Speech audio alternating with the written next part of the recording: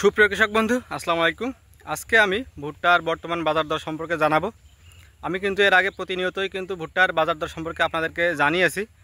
রমজানের মধ্য থেকে শুরু করেই কিন্তু আমি ভুট্টার বাজার দর সম্পর্কে আপনাদেরকে অবগত করেছি এবং আমি তখন থেকেই বলে আসছি যে ভুট্টার বাজার দর রমজানের পরে বাড়ার সম্ভাবনা রয়েছে। এ কারণে কৃষক ভাইদেরকে আমি আন্তরিকভাবে জানাচ্ছিলাম যে আপনারা রমজানের ভিতরে ভুট্টা হারভেস্ট করেন না, আপনারা রমজান পার হয়ে গেলে অর্থাৎ ঈদের পরে গিয়ে ভুট্টা হারভেস্ট করেন, সেক্ষেত্রে ভুট্টার দামটা বাড়ার সম্ভাবনা রয়েছে। এবছর কিন্তু রমজানের মধ্য থেকেই ভুট্টার যে সিজন সেটা শুরু হয়ে গিয়েছিল এবং সেই সময় কিন্তু ভুট্টার বাজার দরটা কিছুটা কম ছিল এবং সেই কমটা কেন ছিল সেটা কিন্তু আমি ব্যাখ্যা করেছি এবং আপনাদেরকে কিন্তু জানিয়েছি যে ভুট্টার বাজার দর কেন কম এবং কেন ভুট্টার বাজার দর ঈদের পরে বেশি হবে সে বিষয়ে কিন্তু আপনাদেরকে অবগত করেছি। তো তারই ধারাবাহিকতায় দেখা গিয়েছে যে ঈদের পর থেকে কিন্তু ক্রমেই বা অল্প অল্প করে কিন্তু ভুট্টার বাজার দর বেড়েছে। একবারে হুট করে কিন্তু খুব বেশি দাম বাড়েনি, আস্তে আস্তে বা অল্প অল্প করে কিন্তু বাজার দর ক্রমেই বাড়তে থাকছে। তো সেই ধারাবাহিকতা কিন্তু এখনও বজায় রয়েছে। এখনও দেখা যাচ্ছে যে প্রতি মন কিন্তু 5-10 টাকা 15-20 টাকা করে বাড়ছেই। প্রতি সপ্তাহে কিন্তু ভুট্টার বাজার দর আমরা দেখছি যে বাড়তেই থাকছে। বিশেষ করে এবছর যারা শুকনা ভুট্টা বিক্রি করেছেন তারা বেশি লাভবান হয়েছে, কারণ রোজার মধ্যে অনেকেই ভুট্টা হারভেস্ট করেনি। ভুট্টা অলরেডি হারভেস্ট করার উপযুক্ত হয়ে যাওয়ার পরেও কিন্তু রোজার মধ্যে অনেকেই ভুট্টা হারভেস্ট করেনি, যার কারণে কিন্তু ভুট্টা গাছেই অনেকটা বেশি শুকিয়ে গেছে। যার ফলে যখন সে ভুট্টা হারভেস্ট করে এবং শুকায়, ভুট্টা গাছে থেকে শুকানোর কারণে কিন্তু ভুট্টার ওজনটা কমেছে শুকানোর ফলে, যার ফলে তার ভুট্টার ওজন বেশি হয়েছে এবং দামও ভালো পেয়েছে। এ কারণে কিন্তু এবছর যারা শুকিয়ে ভুট্টা বিক্রি করেছে তাদের কিন্তু লাভটা একটু বেশি হয়েছে। তবে কাঁচা ভুট্টা কিন্তু খুব একটা লস হয়নি, কাঁচা ভুট্টা অনেক ভালো দামে কিন্তু এবার বিক্রি হয়েছে, যদিও সেটা গত বছরের তুলনায় অনেক কম। এটা কিন্তু একটি অত্যন্ত লাভজনক ফসল, কারণ ভুট্টায় 1 বিঘা জমিতে আপনি যে পরিমাণ ফলন পান অন্য যে কোনো ফসলে কিন্তু একবারে হারভেস্ট করে এত ফলন পাওয়া সম্ভব নয়। এ কারণে ভুট্টার দাম যতই কম থাকুক না কেন, ভুট্টা কিন্তু যে দামে বিক্রি করা হোক না কেন, ভুট্টায় ফলন বেশি হওয়ার কারণে কৃষকের কোনো লস হয় না, ভুট্টাতে কিন্তু কৃষক ভালো একটি লাভ পায়। এ কারণে প্রতি বছরই অনেক কৃষকই কিন্তু ভুট্টা চাষ করতে পছন্দ করেন।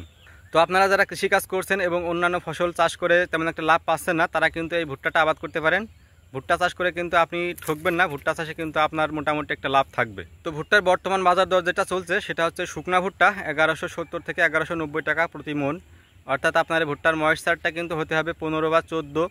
এই 15 বা 14 এর মধ্যে যদি আপনার ময়েশ্চার থাকে সেক্ষেত্রে কিন্তু আপনি ভুট্টাতে প্রতি মনে 1170 থেকে 1190 পর্যন্ত বিক্রি করতে পারবেন। আর এবছর আরও একটা জিনিস লক্ষ্য করা যাচ্ছে, সেটা হচ্ছে আগাম যারা ভুট্টা চাষ করেছে তাদের তুলনায় যারা নাবি করে ভুট্টা চাষ করেছে বা দেরিতে ভুট্টা চাষ করেছে তারা কিন্তু লাভবান বেশি হচ্ছে, কারণ এই সময় কিন্তু ভুট্টার দামটা ক্রমেই বাড়ছে। ভুট্টা সিজনের শুরুতে যে পরিমাণ দাম ছিল বর্তমানে কিন্তু সেই দামটা আস্তে আস্তে বাড়তে আসে, যার কারণে কিন্তু যারা এবার লাভি করে বা দেরিতে ভুট্টা চাষ করেছেন তাদের কিন্তু লাভের সংখ্যাটা বেশি হচ্ছে। যদিও লাভি করে ভুট্টা চাষ করলে ফলনে কিছুটা কম হওয়ার সম্ভাবনা থাকে, তবে আপনি যদি সঠিকভাবে পরিচর্যা করেন, যত্ন করেন, সেক্ষেত্রে কিন্তু সেই ফলনটা পুষিয়ে যায়। তো এই ভিডিওর মাঝে আপনাদেরকে একটি আবহাওয়া বার্তা দিয়ে যায়। আজ কিন্তু 25শে এপ্রিল, 28শে এপ্রিল বিকাল থেকে কিন্তু মেঘ বা ঝড় বৃষ্টি হওয়ার সম্ভাবনা রয়েছে।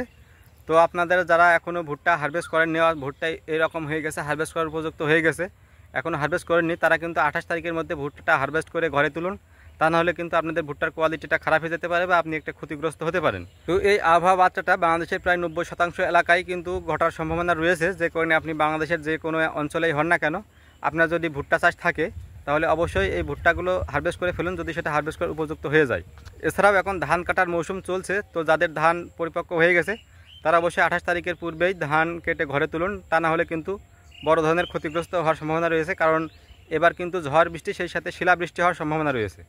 তো আপনার অঞ্চলে ভুট্টার কেমন ফলন হয়েছে এবং ভুট্টার বর্তমান বাজার দর কেমন সেটা অবশ্যই কমেন্টে জানাবেন। আজকের ভিডিও পর্যন্তই, দেখা হবে নতুন কোনো ভিডিওতে। ততক্ষণ পর্যন্ত সুস্থ থাকুন, সুন্দর থাকুন, আল্লাহ হাফেজ।